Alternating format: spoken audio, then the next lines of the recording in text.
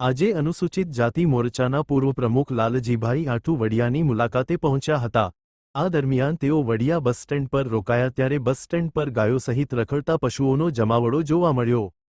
આ અંગે તેમણે ચિંતા વ્યક્ત કરતા જણાવ્યું કે સરકાર દ્વારા મુસાફરો માટે કરોડો રૂપિયાના ખર્ચે આધુનિક બસ પોર્ટ જેવી સુવિધા ઉપલબ્ધ કરાવવામાં આવી છે, પરંતુ બસ સ્ટેન્ડ પર રખડતા પશુઓના કારણે મુસાફરોને ભારે હાલાકીનો સામનો કરવો પડી રહ્યો છે। તેમણે વધુમાં જણાવ્યું કે બસ સ્ટેન્ડ પર મહિલાઓ, બાળકો અને વૃદ્ધ મુસાફરોની સતત અવરજવર રહેતી હોય છે। આવી સ્થિતિમાં જો કોઈ પશુ અચાનક હુમલો કરે અથવા ઈજા પહોંચાડે તો ગંભીર અકસ્માત સર્જાઈ શકે છે। ચોમાસાની ઋતુમાં પશુઓના કારણે ગંદકી ફેલાતા બસ સ્ટેન્ડમાં દુર્ગંધ અને અસ્વચ્છતા પણ વધી રહી છે, જે આરોગ્ય માટે જોખમરૂપ બની શકે છે।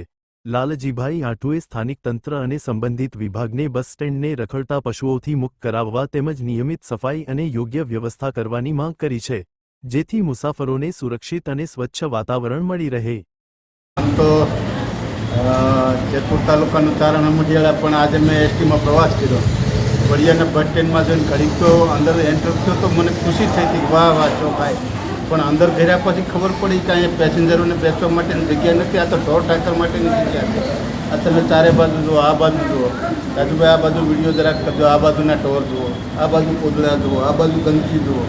તો એક તો આ ચોમાસું, એમાં ગંદકી, માણસ બીમાર નહીં પડે તો શું થશે?